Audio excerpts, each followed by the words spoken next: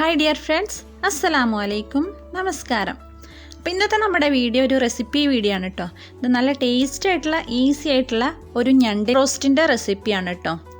അപ്പോൾ അതെങ്ങനെയാണ് തയ്യാറാക്കുന്നത് എന്ന് നമുക്ക് നോക്കാം. അപ്പോൾ വീഡിയോയിലേക്ക് കടക്കുന്നതിൻ്റെ മുന്നേ നിങ്ങൾ ആദ്യമായിട്ടാണ് നമ്മുടെ ചാനൽ കാണണമെങ്കിൽ ഒന്ന് സബ്സ്ക്രൈബ് ചെയ്യാം കേട്ടോ.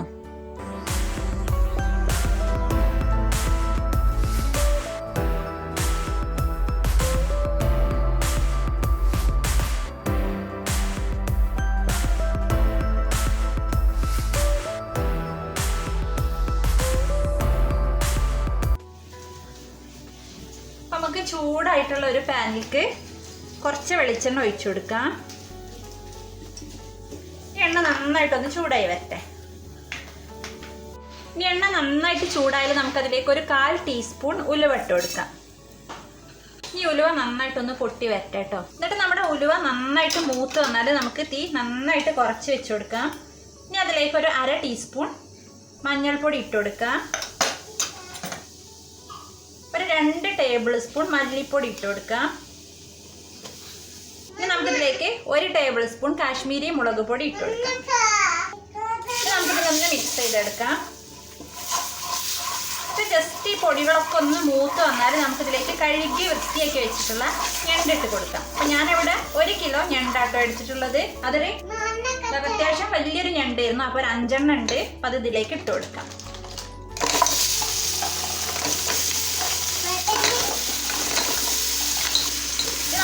ഇത് ഈ മസാലേൻ്റെ കൂടെ ഒന്ന് ഇങ്ങോട്ട് ഫ്രൈ ചെയ്തെടുക്കാം.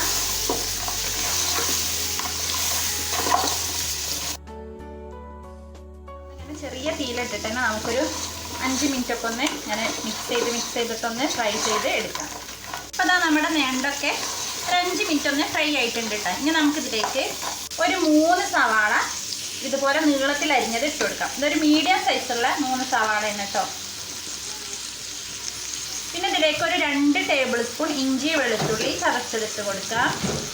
ഇതിൻ്റെ കൂടെ തന്നെ നമുക്കിതിലേക്ക് ഒരു 1.5 തക്കാളി ഇതേപോലെ നീളത്തിൽ അരിഞ്ഞതും പിന്നെ നമ്മുടെ എരിവിന് ആവശ്യമുള്ള പച്ചമുളകും ഇട്ട് കൊടുക്കാം. ഇതിലേക്ക് നമുക്ക് പാകത്തിനുള്ള ഉപ്പിട്ട് കൊടുക്കാം. എന്നിട്ട് ഇതെല്ലാം കൂടെ നന്നായിട്ടൊന്ന് മിക്സ് ചെയ്തെടുക്കാം.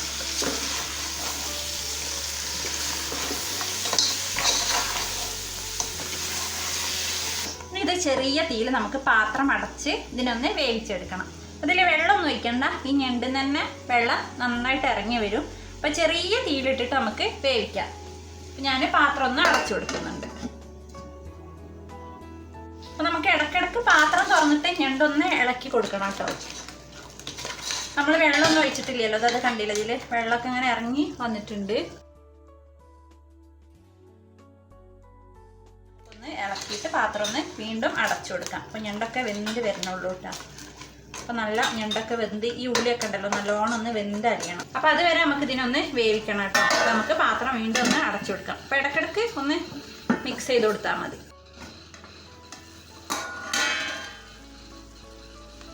അപ്പോൾ നമ്മുടെ ഉള്ളിയൊക്കെ നന്നായിട്ട് വാടിയിട്ടുണ്ട്. ഞണ്ടൊക്കെ നല്ലോണം വെന്തിട്ടുണ്ട് കേട്ടോ. ഇനി നമുക്കിതിലേക്ക് 1/2 ഗ്ലാസ് നല്ല കട്ടിയുള്ള തേങ്ങാപ്പാൽ ഒഴിച്ചു കൊടുക്കാം. ഇതിൻ്റെ കൂടെ തന്നെ നമുക്കിതിലേക്ക് ഒരു 1/2 ടീസ്പൂൺ കുരുമുളക് ചതച്ചത് കൂടെ ഇട്ട് കൊടുക്കാം. അല്ലെങ്കിൽ കുരുമുളക് പൊടിച്ചത് ഇട്ട് കൊടുത്താലും മതി കേട്ടോ. നമ്മുടെ കയ്യിൽ കറിവേപ്പില ഉണ്ടെങ്കിൽ കുറച്ച് തോന കറിവേപ്പില ഇട്ട് കൊടുക്കാം. എന്നിട്ട് ഇതിനെ നന്നായിട്ടൊന്ന് മിക്സ് ചെയ്തെടുക്കാം.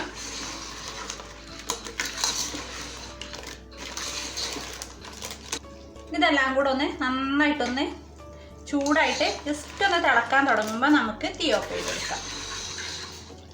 അപ്പോൾ അത് ജസ്റ്റ് എല്ലായിടത്തും ഒന്ന് തിളക്കാൻ തുടങ്ങിയിട്ടുണ്ട്. ഇനി ഞാൻ തീ ഓഫ് ചെയ്ത് കൊടുക്കുന്നുണ്ട്. നമുക്ക് കറിവേപ്പില ഉണ്ടെങ്കിൽ തോനെ കറിവേപ്പില ഇട്ട് കൊടുക്കാം കേട്ടോ ലാസ്റ്റിൽ. അപ്പോൾ നമ്മുടെ ഞണ്ട് കറി ഇവിടെ റെഡി ആയിട്ടുണ്ട്.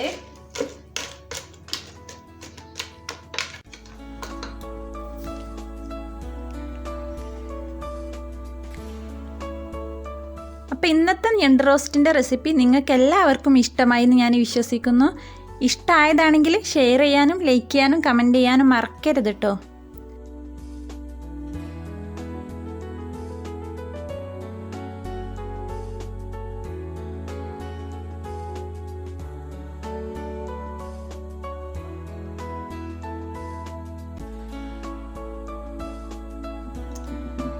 ഞണ്ട് റോസ്റ്റിൻ്റെ റെസിപ്പി എൻ്റെ ഫ്രണ്ടിൻ്റെ ആണ് കേട്ടോ, ബിജുല എന്ന് പറയും. അപ്പോൾ അവൾ കുറേ കാലം മുന്നേ എനിക്ക് ഉണ്ടാക്കി തന്നിട്ടുണ്ടായിരുന്നു. അപ്പോൾ നല്ല ടേസ്റ്റ് ഉണ്ടായിരുന്നു. അപ്പോൾ ഞാൻ അന്ന് ഓളെ വിളിച്ചിട്ട് ഓളോട് ചോദിച്ചിട്ട് അതേപോലെ ഉണ്ടാക്കിയതാണ് കേട്ടോ. അപ്പോൾ ബിജുലേ താങ്ക്സ് ഉണ്ട് കേട്ടോ. പിന്നെ നിങ്ങൾ ആദ്യമായിട്ടാണ് നമ്മുടെ ചാനൽ കാണണമെങ്കിൽ നിങ്ങൾ നമ്മുടെ ചാനൽ സബ്സ്ക്രൈബ് ചെയ്തിട്ടില്ലെങ്കിൽ പ്ലീസ് സബ്സ്ക്രൈബ് ചെയ്യുക. അപ്പോൾ അത് സബ്സ്ക്രൈബ് ചെയ്യുമ്പോൾ അതിൻ്റെ തൊട്ടടുത്ത് കാണുന്ന ആ കുഞ്ഞു ബെല്ലൈക്കൺ ഉണ്ടല്ലോ, അതും കൂടെ ഒന്ന് പ്രസ് ചെയ്യണേ. അത് പ്രസ് ചെയ്യുമ്പോൾ 3 ഓപ്ഷൻ വരും. അതിൽ ഓൾ എന്നുള്ള ഓപ്ഷനാണ് ക്ലിക്ക് ചെയ്യേണ്ടത്. അപ്പോഴാണ് ഞാൻ അപ്ലോഡ് ചെയ്യുന്ന വീഡിയോസൊക്കെ നിങ്ങൾക്ക് മുടങ്ങാതെ നോട്ടിഫിക്കേഷൻ കിട്ടുകയുള്ളൂ. അപ്പോൾ ഇൻഷാ അല്ലാഹ് നല്ലൊരു വീഡിയോയുമായി നമുക്ക് വീണ്ടും കാണാം. Take care. ബൈ. അസ്സലാമു അലൈക്കും.